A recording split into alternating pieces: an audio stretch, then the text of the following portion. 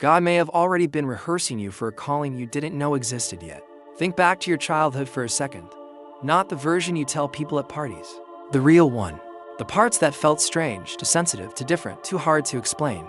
Maybe it was a hardship that felt too big for a kid to carry. Maybe it was a hunger for meaning nobody else your age seemed to share. Most of us pack those moments away as just childhood. Random, meaningless. Just how things were. But what if they weren't random at all? What if the sensitivity that made you cry too easily, the hardship that felt unfair, the questions nobody else your age was asking, what if all of it was preparation, quiet, invisible training for a purpose you wouldn't understand for years? Here are 7 signs, hidden in your own childhood, that God was already at work, long before you ever knew His name.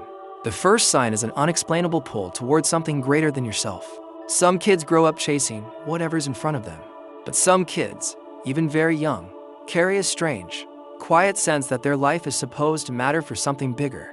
Not pride, just a pull. In 1 Samuel 3, a boy named Samuel is lying down at night in the temple when he hears his name called. He assumes it's the old priest, Eli, calling him.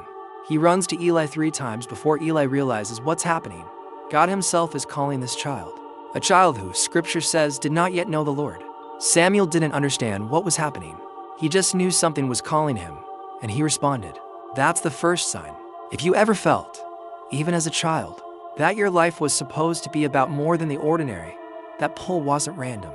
It was a voice you didn't have a name for yet. The second sign is being placed in charge of something vulnerable before you understood why. Maybe you were the one watching your younger siblings. Maybe you were the kid at recess who always noticed when someone was being left out. Maybe you had a pet, a job, a role that made you responsible for something weaker than you. Earlier than most kids your age. Long before David faced Goliath, he was just a shepherd boy, alone in the fields, guarding sheep from lions and bears that nobody saw him fight. Nobody was writing songs about him yet. He was just quietly protecting something defenseless day after day, in total obscurity. That obscure, unnoticed responsibility was the exact training ground for the courage he'd need standing in front of a giant. If you spent your childhood protecting someone or something vulnerable, ask yourself, what if that wasn't just circumstance? What if that was training? Drop a comment with what you were in charge of. As a kid, a sibling, a pet, a job that felt too big for you. I read every one. The third sign is a hardship that felt deeply unfair at the time. Maybe you were the favorite, and it made you a target. Maybe you were the odd one out. Maybe something happened to you that you still don't fully understand. Something that felt like it stole a piece of your childhood. Joseph knows this one intimately. He was his father's favorite, given a special coat, given dreams of his own future greatness, and it made his own brothers hate him enough to throw him into a pit and sell him into slavery. Genesis doesn't soften it. It was cruel. It was unfair. And Joseph had no idea, in that pit, that this exact injustice was the first step toward a position that would one day save an entire nation, including the very brothers who betrayed him.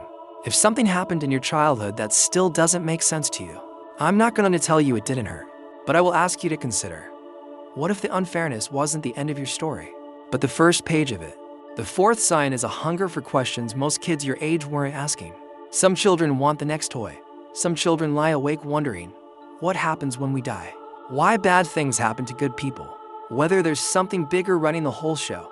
If you were that second kind of kid, you probably felt a little alone in it. Everyone who heard him was amazed at his understanding.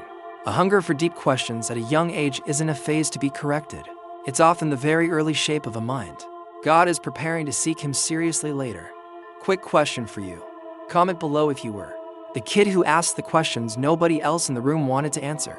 We're at the halfway point, and if you've related to even 2 of these so far, stay with me, because the next 3 go somewhere most people don't expect.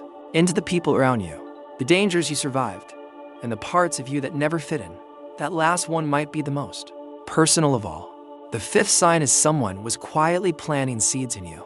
Before you ever believed anything yourself, a grandmother who prayed for you by name, a mother who read you Bible stories you don't fully remember, a teacher, a neighbor, a Sunday school volunteer whose name you might have forgotten, but whose voice somehow stayed. Paul writes to a young man named Timothy and reminds him of a sincere faith that lived first in his grandmother Lois, then his mother Eunice, and now, Paul says, he's convinced it lives in Timothy too. Timothy's faith didn't start with Timothy. It started with 2 women praying and speaking truth into a boy. long before he ever owned that faith for himself. If someone in your childhood prayed over you, spoke life into you, or planted something you didn't understand the value of at the time, that wasn't wasted. Seeds like that don't disappear. They wait.